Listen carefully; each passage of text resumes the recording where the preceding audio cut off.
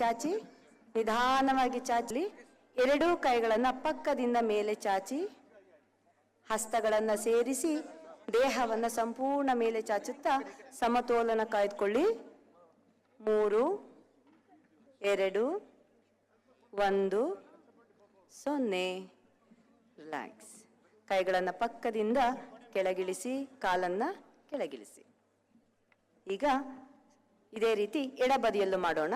ಎಡಗಾಲನ್ನು ಮಡಿಸಿ, ಎಡಪಾದವನ್ನು ಬಲತೊಡೆಯ ಪಕ್ಕದಲ್ಲಿರಿಸಿ, ಎರಡೂ ಕೈಗಳನ್ನು ಪಕ್ಕದಿಂದ ಮೇಲೆ ಚಾಚಿ ಹಸ್ತಗಳನ್ನು ಸೇರಿಸಿ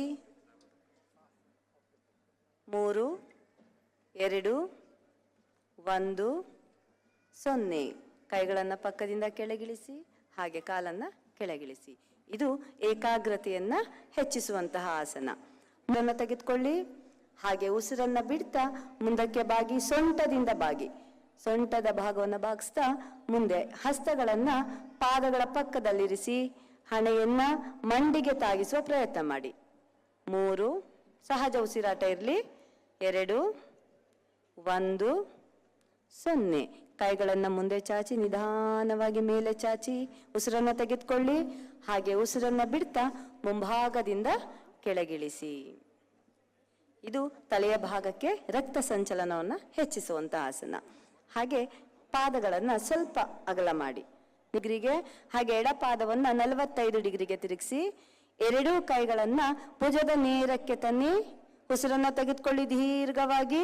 ಹಾಗೆ ಉಸಿರನ್ನ ಬಿಡ್ತಾ ದೇಹವನ್ನ ನಿಮ್ಮ ಬಲ ಪಕ್ಕಕ್ಕೆ ಬಾಗಿಸಿ ಬಲ ಹಸ್ತವನ್ನ ಬಲಪಾದದ ಪಕ್ಕದಲ್ಲಿಡಿ. ನೀವು ನಿಮ್ಮ ಎಡ ಅಂಗೈಯನ್ನ ನೋಡಬೇಕು, ದೃಷ್ಟಿ ಮೇಲಿರಲಿ. 3 2 1 0. ಹಾಗೆ ಉಸಿರನ್ನು ತೆಗೆದುಕೊಳ್ತಾ ಮೇಲ್ ಬನ್ನಿ. ಕೈಗಳು ಹಾಗೆ ಇರಲಿ. ಎಡ ಪಾದವನ್ನ 90 ಡಿಗ್ರಿಗೆ ತಿರುಗಿಸಿ, ಹಾಗೆ ಬಲಪಾದವನ್ನ 45 ಡಿಗ್ರಿಗೆ. ಉಸಿರನ್ನ ತೆಗೆದುಕೊಳ್ಳಿ.